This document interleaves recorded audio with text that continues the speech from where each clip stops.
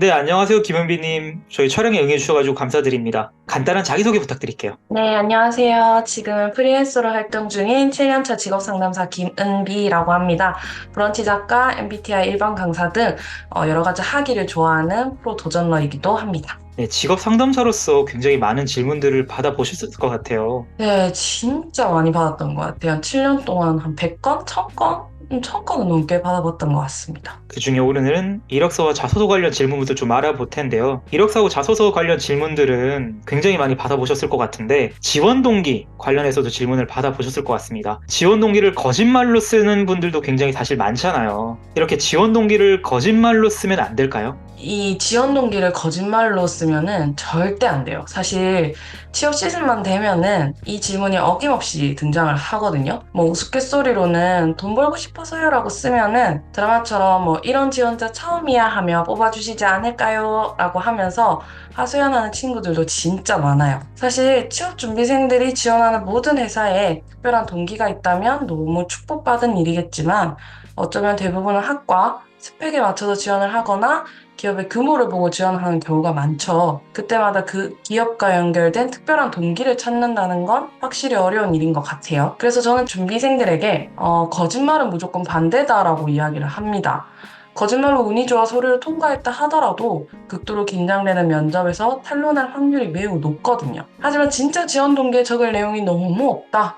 내용이 너무 상투적이다. 이럴 때는 기업별 경영평가 보고서 또는 10년치 보도자료, 기사 등을 찾아보라고 권유를 해요. 내용을 꼼꼼히 읽다 보면 이거다 하는 내용이 생길 확률이 매우 높기 때문이죠. 한번 시도해보는 것도 좋을 것 같습니다. 네, 기업 경영평가 보고서나 10년치 보도자료에 이거다 싶은 문구들은 어떤 것들이 좀 있을까요? 그 10년치 보도자료를 살펴보시다 보면 고정적으로 나오는 글들이 있어요. LG전자 같은 경우에는 뭐 사람이 가치다 이런 식으로 그 기업에서 쓰는 밀고 있는 그런 단어들이 있는데 그런 단어들과 관련된 보도 자료들을 쭉 보면은 뭐 봉사활동도 되게 많고 또 그 외에도 뭐 멘토, 멘티, 대학생들 활용한 그런 활동도 되게 많거든요. 그런 부분들을 포인트로 잡아서 자기소개서의 지원 동기로 쓰셔도 충분합니다. 취업 준비하시는 분들 중에 경력 단절을 겪으신 분들도 굉장히 많습니다. 경력 단절 관련해서는 어떤 질문을 받으셨을까요? 경력단절 분들에게서 가장 많이 받은 질문은 최근 5년 동안 경력이 없어요. 아기만 키웠거든요. 하면서 많이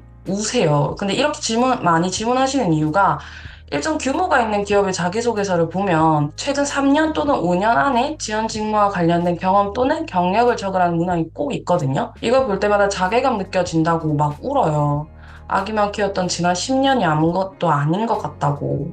진짜 마음이 아픈데 이럴 때 저는 꼭 하는 말이 있습니다. 스펙이 없는 사람은 있어도 경험이 없는 사람은 없다. 10년 동안 아기를 키우는 게 아무것도 아닌 일이 절대 아니라고 강조를 해요. 육아를 하는 와중에도 어린이집, 유치원 등 타인을 만날 일이 너무 많고 입학 서류, 학부모 상담 일지 등 서류를 작성하는 일도 꽤 많아요. 이때 사용하는 서류 작성 스킬이나 대인관계 스킬은 보통 본인이 직장 생활할 때 습득하게 된 기술을 많이 쓰게 됩니다. 저는 이 부분을 자기소개서에 녹여내라고 말씀드리고 가이드를 잡아주는 편입니다. 네, 그런 부분들을 자소서에 녹여내기는 되게 어려울 것 같은데 좀 녹여낸 사례가 있으실까요? 5년 정도 경력 단절 후에 이전과 다른 직업 상담사로 재취업에 도전한 취업 준비생이 있었어요. 5년 동안 육아 집안 살림에만 전념하면서도 자격증 취득에 소홀하지 않았던 분인데 직업 상담사의 특성상 많은 인원을 관리하고 구직자분들의 개별 성향이나 경력 사항을 알고 있어야 해요.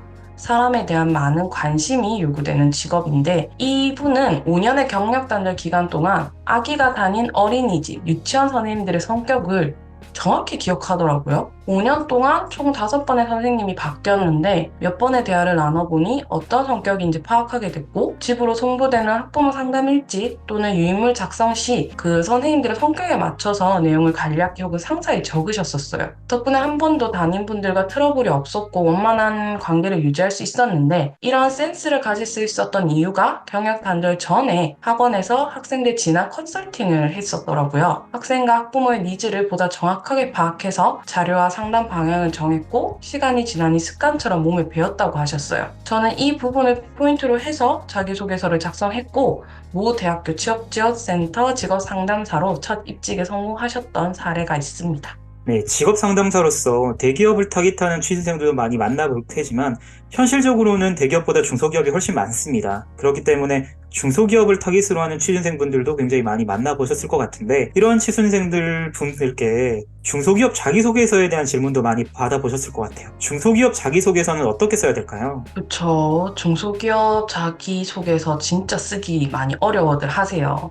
그런 말들 있죠. 대한민국 기업 구조는 10%가 대기업이고 90%는 중소 중견기업이다. 사실 대기업에 취업하는 취업 준비생만큼 중소 중견기업에 취업하는 취업 준비생도 진짜 많아요. 중소기업의 경우에는 대기업만큼 기업 정보가 많은 편도 아니고 잘 정리된 보고서 한 장 찾아보기 힘든 경우가 많죠. 이런 경우에는 일단 대학에서 추천받아 지원을 한다면 추천해준 학과 교수님 또는 취업지원센터에 기업 정보를 요청하면 자기소개서 작성에 도움을 받을 수 있어요. 그런데 취업정보 사이트에서 지원 공고를 보고 적는다면 회사의 주 생산 제품, 그리고 내가 지금 지원하는 지원 직무의 특징, 그리고 지원 직무에 대해 왜 내가 지원을 했는지에 대한 이유를 정리해서 작성을 조금 한다면 중소기업 자기소개서도 수월하게 작성을 하실 수 있습니다. 네, 확실히 중소기업은 판매나 영업에 특화되어 있다 보니까 그 기업의 상품이나 서비스에 대해서 면밀히 파악한 다음에 거기에 대한 지원 동기를 적는 게 말씀대로 중요한 포인트 같네요. 네, 이렇게 이력서 자소서 외에 면접에 관련해서도 질문을 많이 받아보셨을 것 같은데 특히나 취준생분들이 면접 전에 굉장히 많이 떨어 하시는데 이런 떨림을 좀 어떻게 완화시킬 수 있는지에 대한 질문도 받아보셨다고 들었습니다. 면접 전에 네. 떨림이 진정이 되지 않을 때는 저희가 어떻게 해야 될까요? 그렇죠. 사실 면접은 누구나 많이 떨려 하는 것 같아요. 진짜 열심히 준비했는데 극도의 긴장 때문에 면접을 망치는 경우가 너무 많고 사실 이 직업을 업으로 삼고 있는 저도 면접 갈 때마다 심장이 터질 것 같습니다. 이럴 때 저는 두 가지를 권유하는데 첫 번째는 면접 예상 질문을 정말 꼼꼼히 외우는 것이에요. 탁 치면 나올 정도로. 그런 말 있죠. 가수나 댄서들이 음악에 1초 만에 반응하는 건 뇌가 외운 것이 아니라 몸이 외운 것이라고. 사실 말도 똑같거든요. 그래서 정말 정확히 외우는 것을 추천합니다. 두 번째는 평소에 자주 듣는 느린 템포의 음악을 면접 보기 2일 전부터 심호흡과 함께 꾸준히 듣기를 추천해요. 이 노래를 들으면 편안해질 수 있도록 기억하게 만드는 거죠. 약간 애착 인형 같은 거예요. 실제로 이 방법은 제가 상담할 때도 실제로 제가 면접을 볼 때도 사용하는 방법이기도 합니다. 면접에 들어가게 되면은 취준생분들은 굉장히 일반화된 어떻게 보면 뻔하다 싶은 답변들을 하게 되는데요. 이러한 원론적인 답변들만 만들다 보면 취준생분들도 이거 가지고 차별화가 될 수 있을까? 이걸로 경쟁력이 될 수 있을까라고 생각을 합니다. 이런 뻔한 대답밖에 떠오르지 않는 취준생분들께 드릴 수 있는 조언이 있을까요? 일단 어쩔 수 없어요. 우리는 평범한 사람이기 때문에 매번 아이디어가 반짝반짝하면서 대답을 할 수가 없어요. 여기에 우리가 자기소개서를 거짓말로 쓰지 말아야 되는 이유가 있는 거예요. 질문의 대답은 뻔하게 시작할 수 있어도 내가 가진 경험으로 특별히 마무리할 수 있거든요.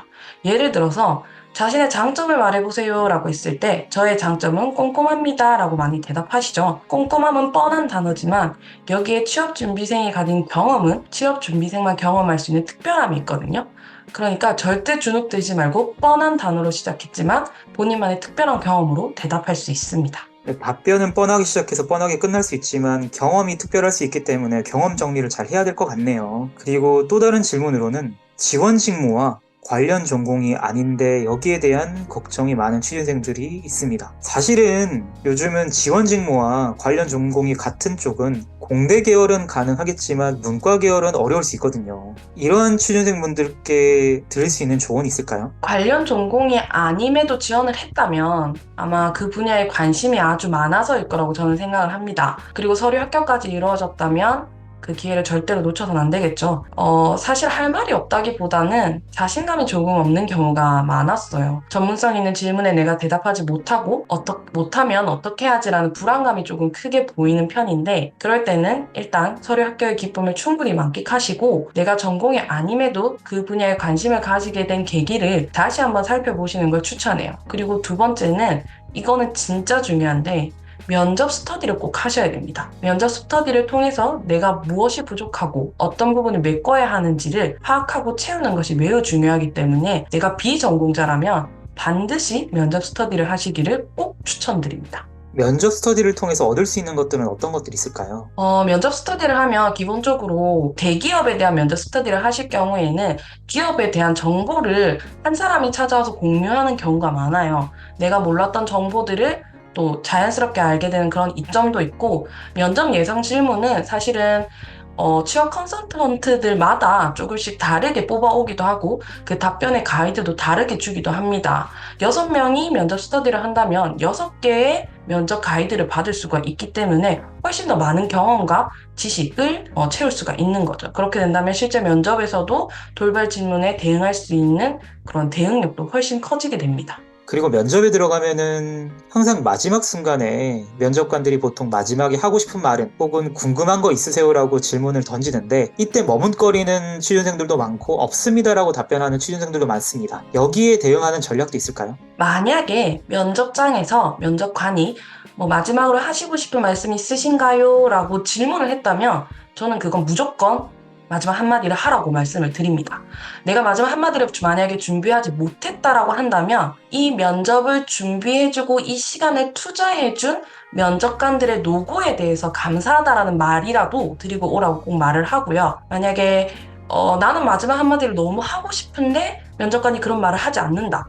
이럴 때는 사실 좀 상황을 살펴봐야 합니다. 다대다 면접관일 경우에는 한 명에게 마지막 한마디를 할 수 있는 기회를 줘버리면 모두에게 주어야 되거든요. 근데 면접 진행 시간이 딜레이 되고 있다.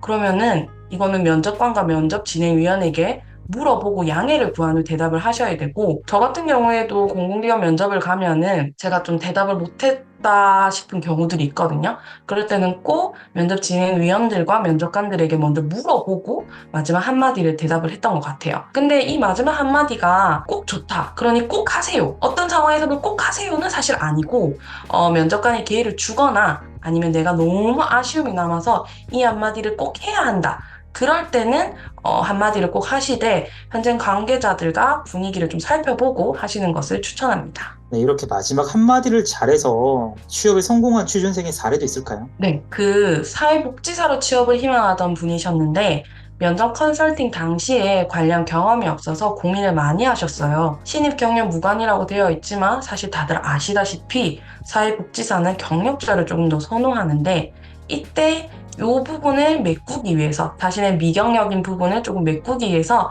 마지막 한마디를 준비했었던 내담자가 있습니다. 사전에 자신의 일경험 포트폴리오를 만들어서 서류 전형 시에 함께 첨부했고, 면접을 준비하면서 포트폴리오 작성 계기 및 후보를 30초 내로 짧게 만들었어요. 일대 다 면접이었고 면접관들의 양해를 구한 후에 경력은 없지만 어떻게 해당 직업을 꿈꾸게 되었고 어떤 사회복지사가 되겠다라는 내용을 짧게 적어서 어필을 했었죠.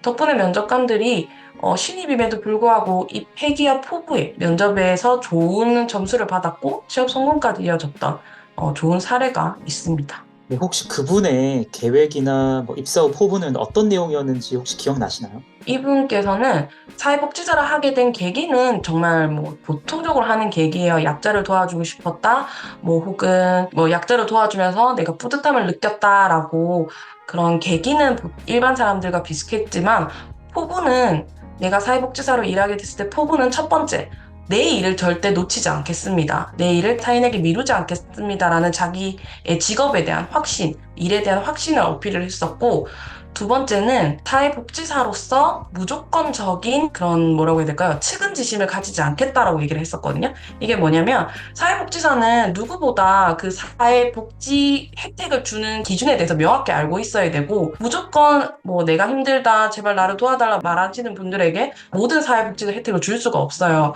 그렇기 때문에 누구보다 명확한 그 기준을 가지고 복지사의 활동을 했어야 했는데, 그런 부분들을 이제 어필을 하면서 면접관들에게 다른 결의 답변을 들었다라고 해서 합격을 했었습니다. 네, 요즘 AI 면접도 화두가 되고 있는데요. AI 면접에 관련해서는 취준생분들께 받으실 질문이 있을까요? AI 면접을 컨설팅을 하면 100이면 100, AI 면접이 기분 나빠서 보기 싫다고 다들 말씀을 많이 하세요. 사실 기분이 나쁠 수 있죠. 하다 이제 기계한테도 평가를 받아야 하나 싶을 때가 있을 거예요. 2020년도 초반에 AI 면접이 도입되기 시작할 무렵부터 진짜 AI 면접 때문에 기분이 나쁘다는 말을 많이 들었던 것 같아요. 너무하다고, 어떻게 이렇게까지 하냐고, 하더라고. 그런데 어쩌겠어요. 기업들이 보겠다는데 라고 서로 위안을 했었는데 이 AI 면접이 사실 이점도 분명히 존재를 하거든요. AI지만 기계라는 점.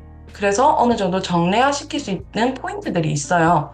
이런 부분들을 설명하면서 AI 면접에 대해서 같이 준비하고 응원했던 경험들이 있습니다. 방금 AI 면접에 정례화되어 있는 포인트들이 있다고 말씀 주셨는데 AI 면접의 포인트들은 어떤 것들이 있을까요? 제가 생각하는 AI 면접의 포인트는 크게 세 가지인데 첫 번째는 말의 흐름이 부드러워야 합니다. 더듬거리거나 끊기면 안 돼요. 두 번째는 카메라를 정확히 응시해야 합니다. 가끔 노트북 렌즈 옆에 쪽지를 붙여놓고 하는 경우가 있거든요. 그거 절대로 추천하지 않습니다. 그리고 세 번째, 지원 직무에 대한 정확한 특징을 파악한 후 장점, 단점을 답변해야 한다입니다. 예를 들어서 모기업 편의점 관리 직군에 지원하는 경우를 살펴볼게요. AI 면접에서 당신의 성격의 장단점은 무엇입니까? 라는 질문을 받았어요. 해당 업은 편의점 점주의 컴플레인을 많이 받는 직업입니다. 그리고 트렌드와 판매도에 민감하게 반응해서 상품을 배치하고 발주해야 되죠. 이런 부분들을 파악하고 해당 질문 답변을 해야 합니다. 예를 들어볼게요. 저의 장점은 침착함입니다. 대학 생활에서 조별 활동을 할 때 업무력 분담에 조원들끼리 감정이 틀어진 적이 있습니다. 라고 시작을 하면서 어떻게 조직 내 갈등을 해결했는지를 설명합니다. 그리고 저의 단점은 호기심이 많다는 것입니다. SNS에서 유행하는 음식이 있다면 꼭 먹어보고 맛의 순위를 매기기도 합니다. 라고 시작해 단점이기에 불편하지만 해당 직무에서는 좋은 장점이 될 수 있다라고 답변을 하는 것이죠. AI 면접 노하우는 인터넷에도 정말 다양하게 있지만 저는 이 세 가지를 가장 기본적으로 준비하라고 늘 권유를 합니다. 네, 이렇게 오늘 이력서와 면접에 대해서도 여러 가지 질문들을 드려봤는데요. 이력서와 면접 외에 원론적으로 내가 어떤 일을 하고 싶은지에 대한 질문도 많을 것 같습니다. 특히나 내 적성이 뭔지도 모르고 나는 이런 진로로 가고 싶은데 어떻게 가야 될지도 모르는 그러한 취준생분들도 많을 것 같은데 이런 진로와 적성 관련해서는 어떤 질문들을 받아보셨을까요? 지금 질문하신 내용 그대로를 정말 많이 질문하세요. 제 진로와 적성에 맞는 일을 하고 싶은데 뭘 해야 될지 모르겠다. 제 진로의 적성이 뭔지 모르겠다. 선생님, 저는 진로와 적성이 없는 것 같아요. 라는 그런 질문들을 정말 많이 받는데 아마 이 부분은 10대 때부터 60대까지 평생 고민하는 문제가 아닌가 싶어요. 특히 10대 후반에서 30대 중반까지 이제 막 취업을 준비하는 취업준비생들에게는 너무 중요한 문제죠.